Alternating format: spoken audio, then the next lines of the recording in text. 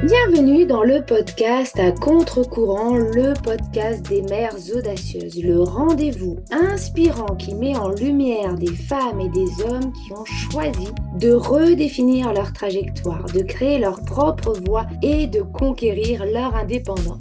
Je suis votre hôte, Nathalie Grimaud-Morvillet, et je suis honorée de vous accompagner dans ce voyage extraordinaire. Après plus de 15 ans en tant que salariée dans le domaine du marketing digital et après 4 discriminations à la maternité, j'ai décidé de prendre mon indépendance pour mieux profiter de mes enfants sans renoncer à ma carrière professionnelle. Avec la tribu digitale, j'aide désormais les parents à en faire de même. Dans ce podcast, à chaque épisode, nous vous présenterons des histoires captivantes de mères audacieuses, de pères engagés, mais surtout de parents déterminés qui ont trouvé le courage de se réinventer pour mieux concilier leur vie personnelle et professionnelle. Qu'il s'agisse de maman, de papa ou de famille, notre podcast est un espace où chacun peut trouver une source d'inspiration, de conseils et de perspectives pour embrasser un avenir empreint de flexibilité, d'épanouissement et de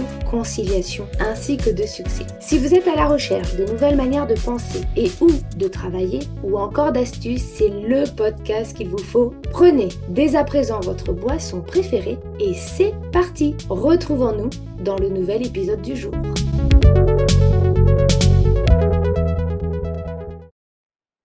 Bonjour et bienvenue dans ce nouvel épisode de podcast Mom Tips. Mom Tips, ce sont des petits épisodes plutôt rapides pendant lesquels je vous partage mes astuces, mes conseils, mes prises de conscience en tant que mompreneur pour vous permettre d'atteindre vos objectifs et surtout de déconstruire des croyances portées par la société, nos proches, parfois même par nous-mêmes et qui impactent négativement notre quotidien. L'idée de ces épisodes est de vous permettre de passer à l'action avec des conseils qui parfois vont casser les codes de la société. Aujourd'hui, nous allons aborder un sujet qui touche beaucoup de mamans. Comment gérer notre culpabilité, notamment celle que l'on ressent lorsque l'on travaille et que l'on a des enfants? C'est une réalité pour beaucoup d'entre nous et je suis ici pour vous donner quelques conseils pratiques que vous pourrez mettre en place dès la fin de cet épisode. Mon objectif, c'est de vous aider à alléger ce sentiment de culpabilité et à trouver ainsi un meilleur équilibre. Commençons par un point essentiel. Il est tout à fait normal de se sentir partagé entre plusieurs rôles.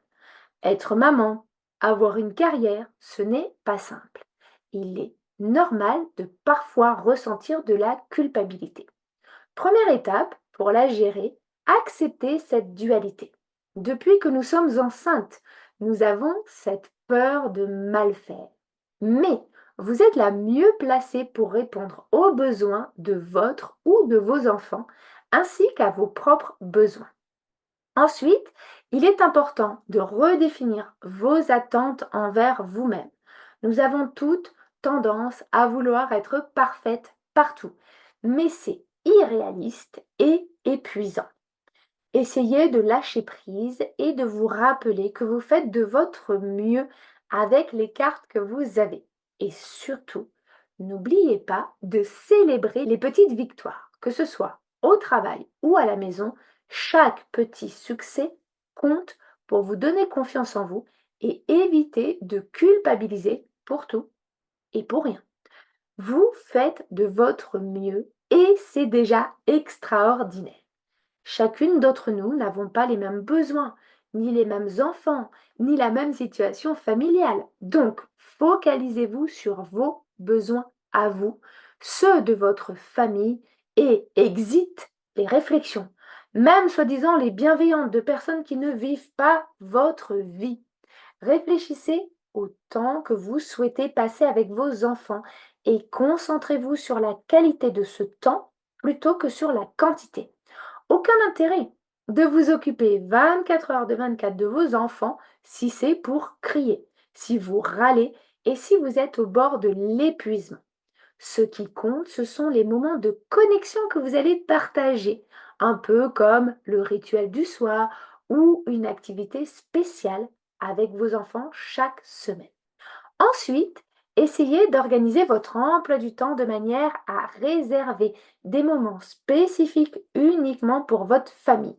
Durant ces moments, mettez de côté le travail, mais aussi tous les accessoires qui peuvent vous perturber, comme notamment votre téléphone portable.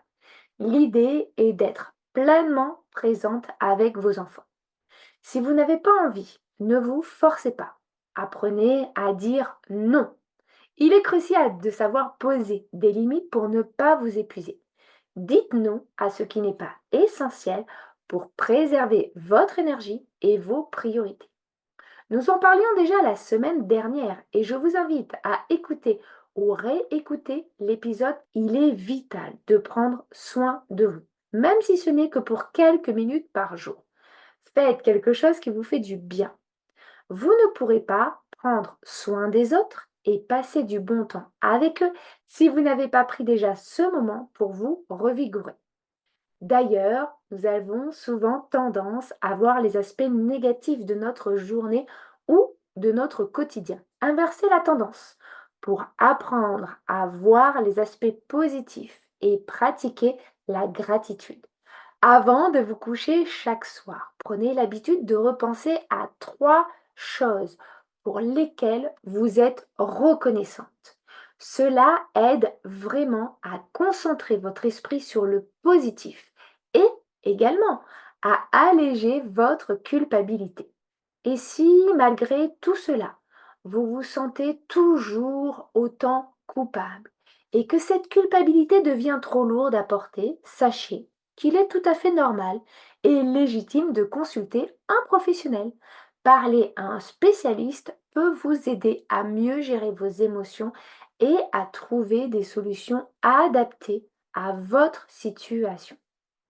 Pour résumer, acceptez vos limites. Vous n'êtes pas une Wonder Woman, mais ce que vous faites pour vos enfants et votre famille est déjà extraordinaire.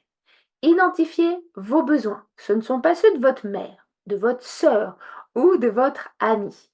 Et privilégiez du temps de qualité avec vos enfants. Enfin, soyez reconnaissante pour ce que vous vivez chaque jour. Rappelez-vous que vous faites de votre mieux et c'est déjà énorme. C'est déjà la fin de cet épisode, alors essayez de mettre en pratique l'un des conseils donnés aujourd'hui et voyez comment cela fonctionne pour vous. N'hésitez pas à partager votre expérience avec moi dans les commentaires, j'adorerais avoir vos retours.